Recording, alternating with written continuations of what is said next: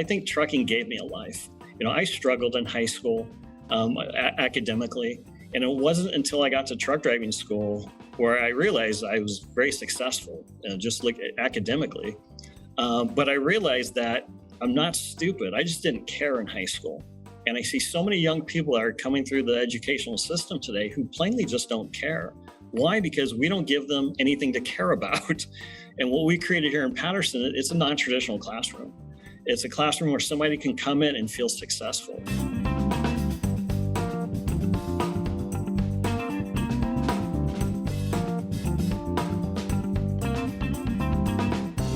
I'm Vesna Brajkovic, and this is an HDT Talks Trucking special report. With industry facing a shortage of qualified truck drivers, fleet managers are challenged with both retaining their current drivers as well as aiming to attract new ones to their operations. Is one answer to this driver shortage prepping high school students to obtain their CDL? We're sitting down today with Dave Dein. He's a truck driver turned high school teacher in Patterson, California, and he's also the co-founder of the Next Generation Trucking Association. He has launched one of the nation's first high school truck driver training programs for his students, and this program prepares those students graduating high school who have completed his course to eventually move on to obtain their CDL. Before we get on to our conversation, remember to follow and connect with us on social media. We're at Heavy Duty Trucking on Facebook and LinkedIn, and on Twitter, we're at HD Trucking. Can you give us an overview of your truck driving program and what kinds of training and education are involved? Sure. So the Patterson High School Truck Driving Program, it's currently open to seniors. It's a one-year class. It's an elective class that's part of our career technical education. That's part of our supply chain and logistics management program. So it's 1 hour a day. And what we do is we are focused on what we call the theory or classroom portion. This is where we meet the entry-level driver training standards. We do use, since we're really teaching to a digital generation, we wanted to make sure we provide a curriculum that really meets their needs. So we're using an online format to meet those core standards. It's called Instructional Technologies. And what I like about it is that it's very interactive. The students can actually see the standard being taught. They're able to interact with it, get immediate feedback, and then I'm able to kind of follow up with them the next day as far as the lesson that they had the previous day. We also incorporate 2 driving simulators that were constructed by a company called Advanced Training Systems. And this is it's a key component of our curriculum. It gets students behind the wheel, so to speak, as far as learning those basic skills of shifting. But really, we focus a lot on the hazard perception, and we can replicate situations on the simulator, how to react to it on things that I can't replicate in real life and in the truck. And so that's been a huge benefit for our program. All of our students are actually trained in a program called WorkLeet, and this teaches them the proper way to perform industry-specific body movements to reduce workplace injuries. And they do receive a certificate in this. So our industry partners that hire our students, they know that our students are trained in a way that will reduce those workman's comp injuries and potentially save them some money. And then also all of our students are trained in Truckers Against Trafficking, which is how to identify and respond to potential cases of human trafficking. Because truck drivers, we are the eyes and ears of the road. At the end of our program, our students will then re-enroll in our adult education program, and we use adult education funds to contract through another truck driving school. They actually do the behind-the-wheel training for us.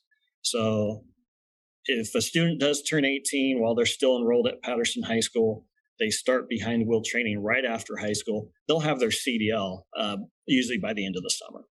Great.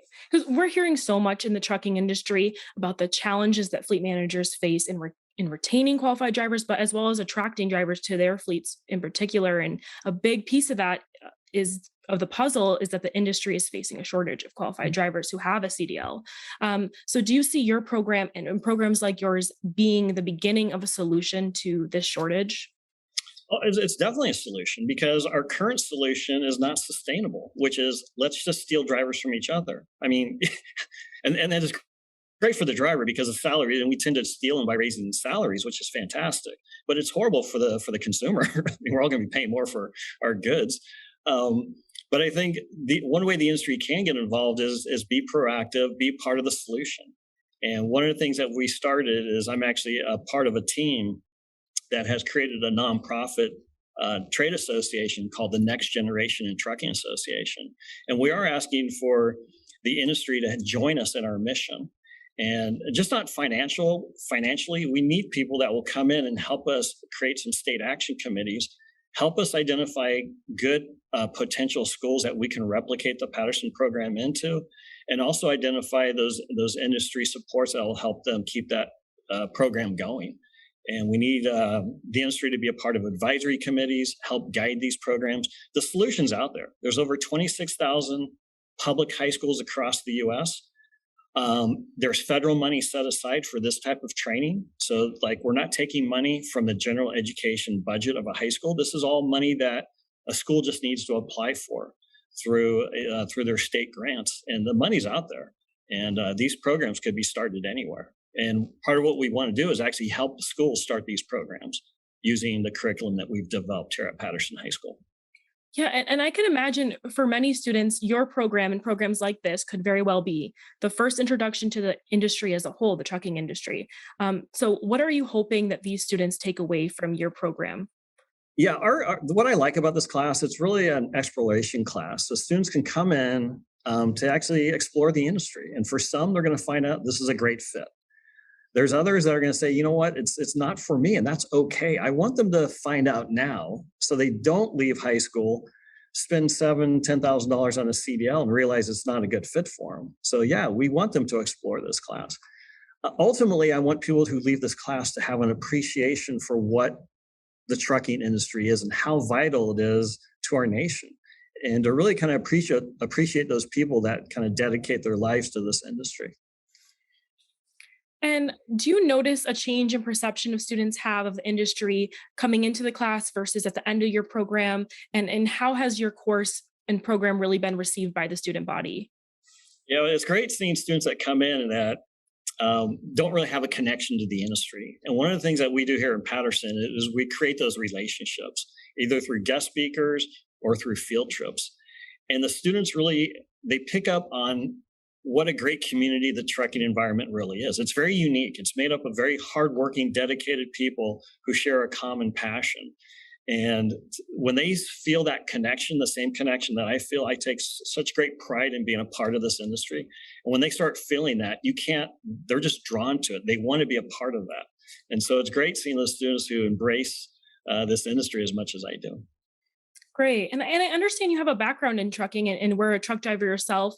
What has made you so passionate about sharing this industry with young people and getting them kind of interested in trucking and really invested in the success of the industry? Yeah, I think the reason I'm so passionate, I kind of joke, I say, trucking saved my life. Well, I think trucking gave me a life.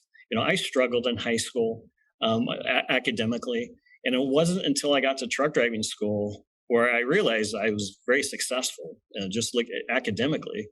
But I realized that I'm not stupid. I just didn't care in high school. And I see so many young people that are coming through the educational system today who plainly just don't care. Why? Because we don't give them anything to care about. And what we created here in Patterson, it's a non-traditional classroom. It's a classroom where somebody can come in and feel successful. And I didn't realize the impact this class had until the first year. I had a parent that came to me after school one day, and he showed up after school and he said, "I'm here to shake your hand." I'm like, "For what?" And he says, "For saving my son." I'm like, "I don't understand." He says, "Before my son took your class," he says, we were losing him. He was on a path of self-destruction. He was tied up in gang violence. He was doing drugs. He had no purpose. He had no self-esteem. And that young man turned his life around. He went on to become one of the youngest drivers for a local trucking company. They hired him, they called me, and they're like, "Send me more Javiers," right? And I've been in touch with him over the years, and he shared with me not too long ago about how blessed and thankful he was to be in this program. And he said out of the 9 people he hung out with in high school, his homies, that out of the 9, 4 are currently incarcerated and 2 are deceased due to gang violence. Oh, wow. And so when I talk about how trucking has saved my life because it gave me a sense of purpose, I've seen how it's impacting other students. And you look at, not only do we just save that one student, think of all the generations that's going to impact. And every day I wake up, the first thing I think about is that there's 26,000 high schools across the U.S. how many Javiers are we going to lose along the way because we're not giving them an environment at school where they can taste success for the first time? And so I think we have an obligation. It's just, in trucking for me, we just need to increase, the vocational training in any capacity. But I definitely see that this is something that a lot of students could definitely benefit from. At the same time, the industry is going to benefit from it as well. Yeah, wow, that's so powerful. And I'm thinking some of these local trucking companies that you work with, and maybe others who are listening who are fleet managers, what can they do to make their operations more appealing to young people like Javier and others? Mm-hmm. Yeah, a lot of times we have conversations where a company will say, hey, can't hire, they're not 21 yet. Insurance. I say, I understand that. But there's other things you can do. You can create a career path for somebody without them driving day one. And the industry partners we have in Patterson have defined career paths where they're going to bring these people in and they're going to use more of a mentoring kind of attitude where they're going to guide them along the process. They're going to teach them how to work in the shop, get them working the docks, driving the shuttle trucks. And ultimately, you're going to have a better, more qualified CDL driver if you put them through those paces than if you just give them the keys day one anyways. And so I think it's really about creating that career path with embedded mentoring. You're going to find the greatest success. Great. Thanks so much, Dave. That's all I had for you. I really enjoyed hearing about your passion for, helping people get into this industry. So it was really great talking to you. Thank you so much. It was nice. Thank you. Thank you for having me today.